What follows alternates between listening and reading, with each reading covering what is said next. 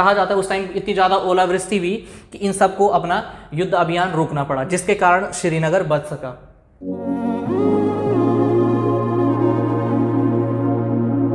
नमस्कार दोस्तों, हमारे YouTube चैनल पर आपका स्वागत है। मेरा नाम आशीष रावत है। मैं PR के स्टडी पॉइंट में एक सीनियर फैकल्टी हूँ।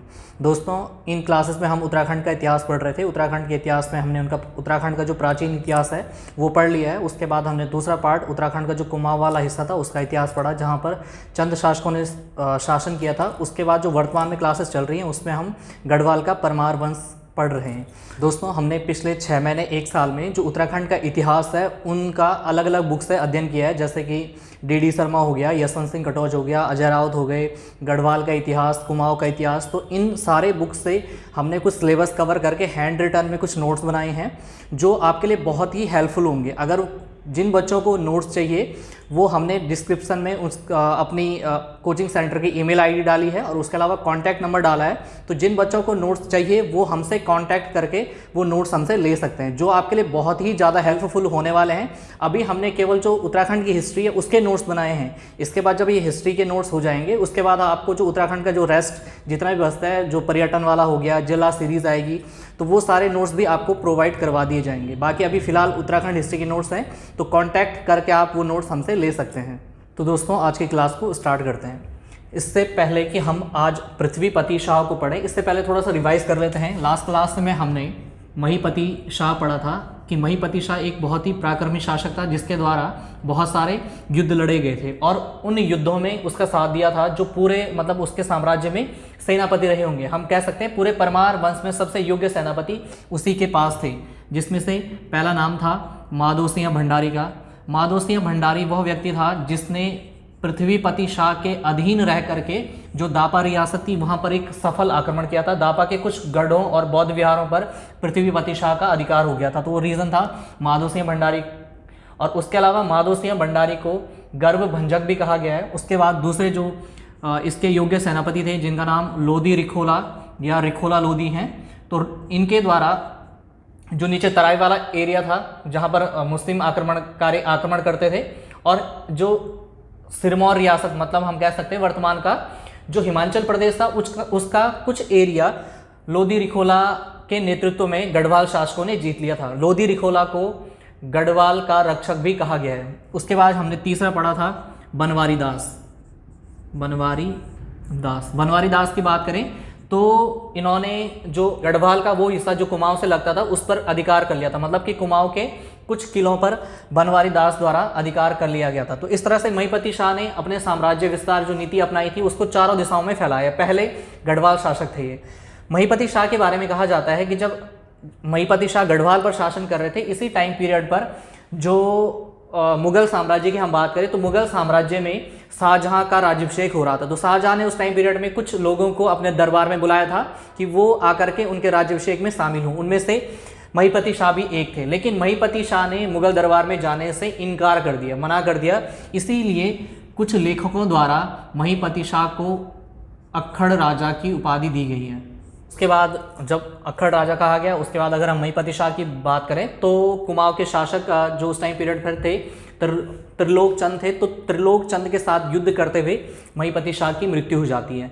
यहाँ पर हम एक पॉइंट नोटिस करेंगे कि जो महीपति शाह थे इन्होंने शाहजहां के राज्याभिषेक में जाने से मना कर दिया था। तब से हम कह सकते हैं कि मुगलों के बीच में और महीपति शाह के बीच में तनाव की स्थिति उत्पन्न हो गई। तो इतना हमने लास्ट क्लास में पढ़ दिया था। आज पृथ्वीपति शाह से क्लास को स्टार्ट करेंगे। पृथ्वीपति शाह राजा महीपति शाह के पुत्र थे।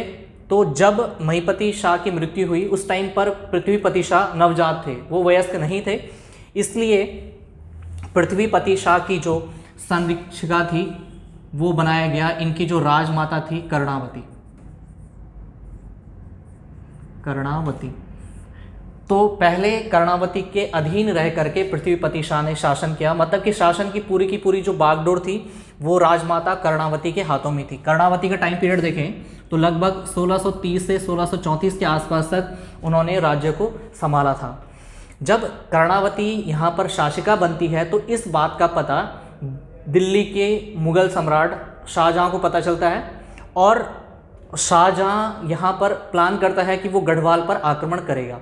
तो जो शाहजहाँ था, शाहजहाँ एक व्यक्ति को, सेनापति हम कह सकते हैं, जिसका नाम था नवाजत खां, इस नवाजत खां के नेतृत्व में गढ़वाल पर आक्रमण करने के लिए एक सेना को भेजता है। उसके साथ साथ जो सिरमौर रियासत हम देखते हैं कि उस टाइम पीरियड में जो वर्तमान का हिमाचल प्रदेश है वहाँ पर पड़ती है, सिरमौर रियासत का जो राजा था वो मानधाता प्रकाश था। और हमने पिछली क्लास में पढ़ा था कि महिपति शाह के द्वारा सिरमौर रियासत के कुछ गढ़ों पर अधिकार कर लिया था। मतलब कि जो मानधाता प्रकाश था वो भी चाहता था कि जो इलाका गढ़वाल के शासकों के पास उनका चला गया है वो वापस आ जाए। तो यहाँ से इन दोनों ने सोचा, शाहजहाँ या नवाजत खां और मानधाता प्रकाश, कि क्यों ना संयुक्त रूप से जो गढ़वाल है उस पर आक्रमण कर दिया जाए। तो हम कहें कि उस टाइम पीरियड पर कुछ अगर इस तरह से गढ़वाल की संरचना रही होगी, तो यहाँ से जो सिरमौर रियासत थी उन्होंने आक्रमण कर दिया, और उसके अलावा इधर से तराई क्षेत्र से मुगलों ने आक्रमण कर दिया। और इस टाइम पीरियड पर जो कर्णावती थी वो शासन को चला रही थी, शासन की बागडोर उनके हाथों में थी। तो कर्णावती को इस बात का जरा सा भी आइडिया नहीं था कि इस टाइम पीरियड पर जो मुगल सैनिक हैं और उसके अलावा जो सिरमौर रियासत का राजा है वो उन पर आक्रमण कर देगा। लेकिन कर्णावती ने बहुत अच्छे से अपने प्रशासन को बचाया। अगर हम मुगलों की बात करें तो उन्होंने नीचे जो देहरादून का कुछ एरिया था उस पर अधिकार कर लिया था, सिरमौर का कुछ एरिया भी उस पर भी अधिकार कर लिया गया था जो सिरमौर के शासक के द्वारा। उसके अलावा कहा जाता है कि यहाँ से ऊपर जो दापा रियासत पड़ती थी, दापा शासकों ने भी यहाँ पर कुछ एरिया पर अधिकार कर लिया था। अब क्या हुआ कि जब मुगलों के द्वारा यहाँ पर आक्रमण किया जा रहा था, और इस टाइम पीरियड पर देखें हम तो जो गढ़वाल था, गढ़वाल की राजधानी श्रीनगर में थी। तो श्रीनगर कहा जाता है कि जो मुगलों की सेना थी वो देहरादून को पार करते हुए और देवप्रयाग से आगे बढ़ी। देवप्रयाग से अगर हम श्रीनगर की बात करें तो वो अलकनंदा नदी के आसपास पड़ता है। तो अलकनंदा नदी देवप्रयाग से जब वो आगे बढ़े तो कुछ दूर पर जा करके वो रुक गए, एक जगह पर उन्होंने विश्राम गृह बनाया, वहाँ पर रुक गए। तो जो नवाजत खां होता है उसके पास जो रानी कर्णावती होती है वो एक राजदूत को भेजती है। उनके बीच में डील होती है वहाँ पर कि कर्णावती अपने राजदूत के द्वारा उससे एक डील करती है, जिसमें कहा जाता है कि कर्णावती ने स्वीकारा कि जितना भी उनका युद्ध में खर्चा हुआ है वहाँ तक आने का मुगल सैनिकों का, कर्णावती वो उन्हें देने के लिए तैयार थे। लगभग उस टाइम पर 3 या 4 लाख रुपए मांगे गए थे। तो कर्णावती ने उनके अपने जो राजदूत था उसके पास 1 लाख रुपए भिजवाए और कहा कि बाकी के 2 लाख या 3 लाख का बंदोबस्त हम जल्दी ही कर देंगे। तो जब ये संधि हुई तो नवाजत खां अपनी जो सेना थी उसके साथ नदी के तट पर ही रुक गया। अब वो कुछ टाइम तक इंतजार करता रहा कि जो कर्णावती है उसका राजदूत आएगा, उन्हें पैसे देगा और वो वहाँ से वापस चले जाएंगे। तो कर्णावती ने क्या किया कि अब वहाँ पर क्या है कि जब विदेशी भूमि से कोई व्यक्ति वहाँ पर आक्रमण करने के लिए आएगा किसी दूसरी जगह पर, तो वो अपने साथ अपने खाने की चीज़ें भी लेकर के आएगा, क्योंकि नई साम्राज्य का पता नहीं वहाँ पर भोजन मिलता है या नहीं मिलता है। तो मुगल सेना भी अपने साथ कुछ खाने का सामान लेकर के आई थी। बाकी वो नदी के किनारे थे तो पानी की उनके पास पूरी मात्रा थी। तो क्या हुआ, कर्णावती ने जिस एरिया में वो रुके थे उस एरिया के आसपास के सारे गाँव वालों को वहाँ से हटा दिया, मतलब कि उनका संपर्क गाँव वालों से तोड़ दिया। तो कुछ टाइम जब उनका संपर्क टूट गया तो धीरे धीरे क्या हुआ कि जो मुगल सैनिक थे उनका भोजन खत्म होने लगा, और जब भोजन खत्म होने लगा उन्होंने आसपास ढूंढा तो आसपास भी उन्हें कोई नहीं मिला। उस एरिया को सेना द्वारा चारों तरफ से घेर दिया गया था। तो कुछ लोग वहाँ पर क्योंकि मच्छर थे, कुछ लोग बीमारी से मारे गए, कुछ लोग भूख से मारे गए। तो इस तरह से जो मुगल सैनिक थे वो धीरे धीरे मारे जाने लगे।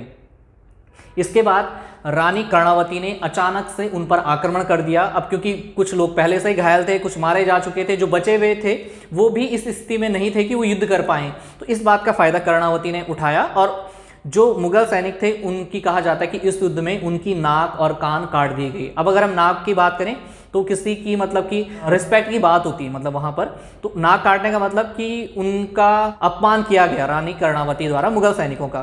तो जब उनके नाक कान काट दिए गए तो वहां से भाग करके दिल्ली चले गए। तो कहा जाता है दिल्ली जाने के बाद जो नवाजत खां था, नवाजत खां ने वो खुद भी सुसाइड कर लेता है कि मतलब एक छोटी सी शासिका द्वारा उसकी हार हो गई, उसने उसको हरा दिया, तो इसलिए वहां पर आत्महत्या कर लेता है। तो इस तरह से चतुरता से कुटिल नीति का प्रयोग करते हुए रानी कर्णावती ने किसी तरह से अपनी राजधानी श्रीनगर को बचा लिया था।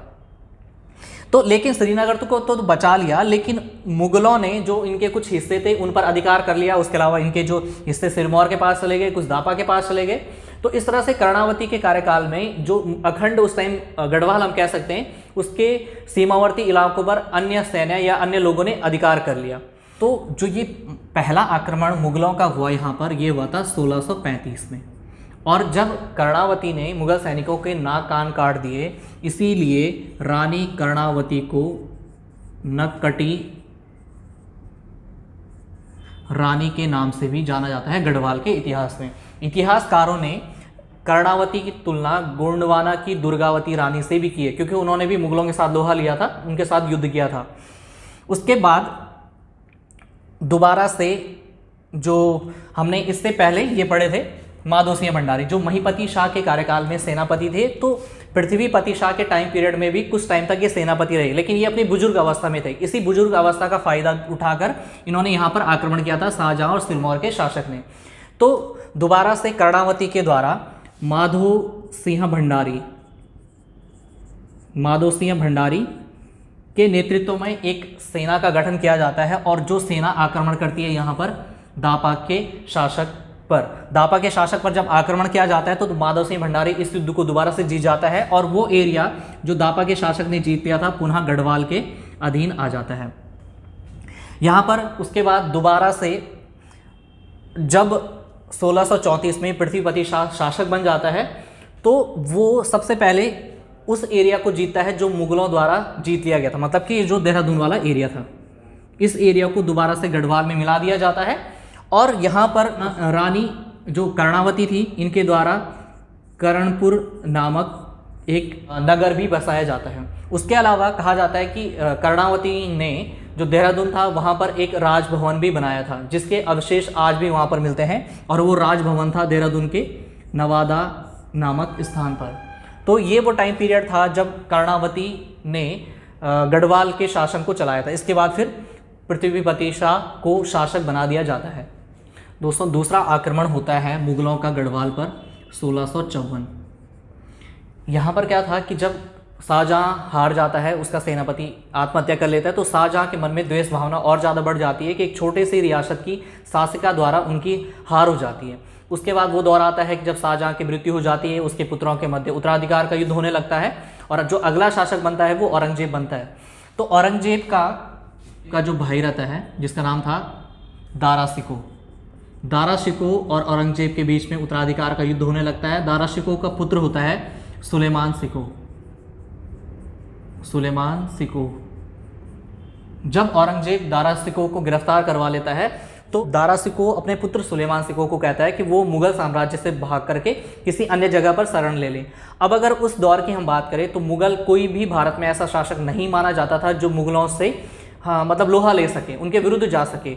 तो इससे पहले भी हमने देखा था कि महिपति शाह का भी मुगलों के साथ अच्छा संबंध नहीं था। तो ये सुलेमान शिकोह है, ये हमने पहले वैसे चंद वंश में पढ़ा है कि ये सबसे पहले कुमाऊं जाता है। कुमाऊं में बाज बहादुर चंद उस टाइम पर शासक था। अब बाज बहादुर चंद की बात करें हम, तो बाज बहादुर चंद के शाहजहां के साथ अच्छे संबंध थे।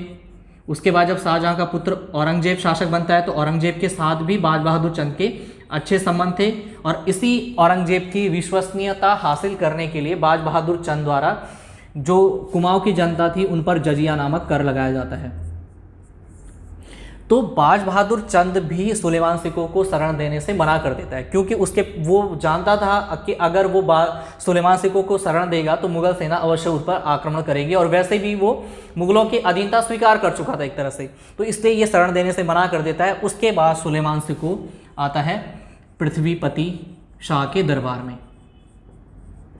और पृथ्वीपति शाह सुलेमान शिकोह को शरण देने के लिए तैयार हो जाता है। तो जब इस बात का पता औरंगजेब को चलता है कि जो उसके यहाँ का साम्राज्य का जिस व्यक्ति को निर्वासित कर दिया गया था वो गढ़वाल में छुपा हुआ है, तो वो दोबारा से गढ़वाल पर आक्रमण करने की योजना बनाता है।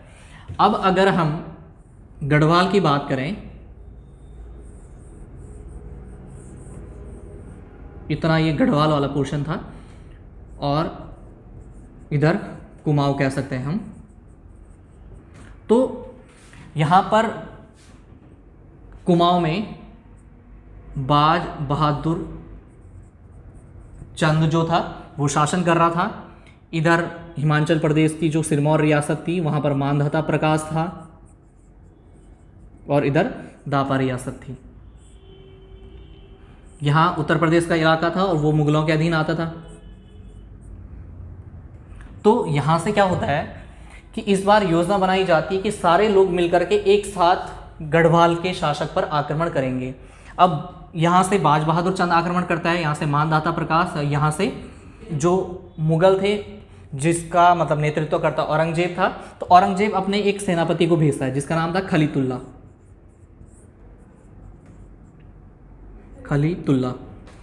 तो यहाँ पर एक साथ आक्रमण किया जाता है। तो दोबारा से कुछ एरिया इनके, कुछ गढ़ इनसे छीन लिए जाते हैं, लेकिन किसी तरह से जो पृथ्वीपति शाह था वो अपनी राजधानी श्रीनगर को बचाने में सफल रहता है, श्रीनगर को वो बचा लेता है। तो इसके रीज़न अलग अलग इतिहासकारों द्वारा अलग अलग माने गए, क्योंकि अगर हम मुगलों की बात करें तो इनको पहाड़ी जो भाग थे वहाँ पर युद्ध करने का इतना अच्छे निपुण नहीं थे ये, और कहा जाता है उस टाइम इतनी ज़्यादा ओलावृष्टि हुई कि इन सबको अपना युद्ध अभियान रोकना पड़ा, जिसके कारण श्रीनगर बच सका। तो एक बार दोबारा से जो पृथ्वीपति शाह था वो दोबारा युद्ध करता है और वो इलाके दोबारा से जीत जाता है जो कि अन्य शासकों द्वारा दोबारा उससे पहले छीन लिए गए थे। अब अगर हम यहाँ पर सुलेमान सिको की बात करें तो सुलेमान सिको कहा जाता है जब दिल्ली से गढ़वाल आया था तो यहाँ पर ये अपने साथ 2 चित्रकार लाया था जिनका नाम था श्यामदास और हरदास। आगे चल करके हम देखेंगे कि इन्हीं के द्वारा यहाँ पर इन्हीं के जो बाद में पुत्र होंगे उन्हीं के द्वारा गढ़वाली शैली का आविष्कार भी किया जाता है। तो इस बार भी जो औरंगजेब था वो इस सुलेमान सिको को पाने में असफल रहा। अब जब युद्ध से भी वो जीत नहीं पाया तो कुटिल नीति अपनाता है। कुटिल नीति अपनाने के लिए वो क्या करता है कि पहले जो उसके यहाँ हिंदू सेनापति थे जयसियां के माध्यम से, या जयसियां जो गढ़वाल के शासक पृथ्वीपति शाह थे, इनको एक संदेश भिजवाता है कि जो हमारे यहाँ सब भगोड़ा जिसे घोषित कर दिया गया सुलेमान सिको वो औरंगजेब को सौंप दे। लेकिन पृथ्वीपति शाह इस बात को मानने से इनकार कर देते हैं। वैसे भी हमारे अगर उत्तराखंड की बात करें तो यहाँ पर इस बात को बहुत तवज्जो दी जाती है कि अतिथि देवो भव, तो इसी रीति को अपनाते हुए पृथ्वीपति शाह ने मना कर दिया। जब सीधे से पृथ्वीपति शाह नहीं माना तो यहाँ पर कहा जाता है कि जयसिंह के पुत्र थे राम सिंह एक सरदार जो कि पृथ्वीपति शाह के अधीन था, उस सरदार को प्रलोभन देता है कि वो जाकर के सुलेमान सिको को उसके खाने में कुछ विष मिला करके दे दे जिससे सुलेमान सिको की मृत्यु हो जाए। बदले में उसे बहुत मोटी रकम अदा की जाती है। तो वो व्यक्ति ऐसा ही करता है, लेकिन इस बात की भनक कहीं से सुलेमान सिको को लग जाती है। तो जब वो उसके लिए खाना आता है, कहा जाता है वो खाना उसने किसी बिल्ली को खिला दिया और उस बिल्ली की मृत्यु हो गई। तो वहाँ से सुलेमान सिको सचेत हो चुका था कि उसकी जान को यहाँ पर भी खतरा है। लेकिन जब इस बात का पता पृथ्वीपति शाह को चलता है कि उसके एक सेनापति द्वारा ऐसा कुकृत्य किया गया है या एक व्यक्ति द्वारा ऐसा कुकृत्य किया गया है, तो जो पृथ्वीपति शाह होता है वो उस व्यक्ति की हत्या करवा देता है। अपने मतलब किसी मुगल व्यक्ति के लिए वो अपने ही राज्य में स्थित किसी सेनापति या उच्च अधिकारी की हत्या करवा देता है। वो मतलब कि वो जो सुलेमान सिको था उसके लिए इतनी ज़्यादा महत्वपूर्ण चीज़ थी कि वो उसे ना किसी औरंगजेब को देने को तैयार था, उसके लिए उसने अपने ही सैनिक को मार दिया था, उसकी हत्या करवा दी गई थी। तो राम सिंह का जब ये वाला कार्य भी विफल हो जाता है, उसके बाद जो ये पृथ्वीपति शाह होता है, पृथ्वीपति शाह का पुत्र होता है मेदिनी शाह। अब राम सिंह मेदिनी शाह से संपर्क करता है और ये दोनों मिलकर के कुछ ऐसा षड्यंत्र बना रहे थे कि जिसके द्वारा इस सुलेमान सिको को औरंगजेब को सौंप दिया जाए। तो इस बात की भनक जब सुलेमान सिको को लगती है कि राम सिंह और जो पृथ्वीपति का पुत्र है मेदिनी शाह, वो दोनों के दोनों षड्यंत्र रच रहे हैं, तो बिना किसी को बताए हुए, मतलब कि बिना पृथ्वीपति शाह को बताए हुए वो चुपचाप रात के अंधेरे में तिब्बत की ओर जाने लगता है श्रीनगर से। लेकिन उसके साथ उसका भाग्य कुछ और ही चाहता था। वो गलती से जो गढ़वाल के गांव थे वहां पर चला जाता है और गांव में कुछ सैनिकों द्वारा उसे देख लिया जाता है और उन सैनिकों द्वारा वो जो सुलेमान सिको था उसको मेदिनी शाह को सौंप दिया जाता है और मेदिनी शाह जा करके इसे औरंगजेब के हाथों सौंप दिया जाता है और औरंगजेब इसको फांसी की सज़ा सुना देता है, सुलेमान सिको की मृत्यु हो जाती है। तो इस बात से मेदिनी शाह के जो पिता थे वो तब तक बुजुर्ग अवस्था में आ चुके थे। जो बुजुर्ग पृथ्वीपति शाह थे वो बहुत नाराज होते हैं, उन्हें मतलब कि कलंकित महसूस होता है कि उसके पुत्र ने ऐसा कार्य किया है। इसीलिए इस मेदिनी शाह को योग्य पिता का अयोग्य उत्तराधिकारी भी कहा जाता है। तो जब इस बात का पता पृथ्वीपति शाह को चलता है तो पृथ्वीपति शाह तुरंत मेदिनी शाह को अपने राज्य से निर्वासित कर देता है और कहा जाता है कि बाकी का जो टाइम पीरियड मेदिनी शाह का था वो मुगल दरबार में कटता है। मुगल दरबार में बाकी का टाइम पीरियड उसका कटता है, वहीं पर रहता है। पृथ्वीपति शाह द्वारा जो देहरादून था वहाँ पर एक नगर बसाया जाता है जिसे पृथ्वीपुर नाम दिया गया था। उसके अलावा जो इनके अधीन रवाई क्षेत्र था तो पृथ्वीपति शाह द्वारा इस रवाई क्षेत्र की राजधानी को राजगढ़ी में बनाया गया। पृथ्वीपति के कहा जाता है कि 9 पुत्र थे, 9 पुत्र में से एक का नाम था अजबू कुंवर। उसके अलावा पृथ्वीपति शाह द्वारा अपने शासनकाल में वस्तु विनिमय पद्धति भी स्टार्ट की गई थी। वस्तु विनिमय पद्धति अर्थात वस्तु के बदले वस्तु दी जाएगी, पैसों का लेन देन कम कर दिया गया था। तो ये था पृथ्वीपति शाह। तो दोस्तों आज की क्लास में बस पृथ्वीपति शाह ही पढ़ेंगे, इसके आगे के टॉपिक हम नेक्स्ट क्लास से कंटिन्यू करेंगे। अगर आपको हमारी क्लासेस अच्छी लगती हैं तो हमारे चैनल को लाइक, शेयर और सब्सक्राइब करें।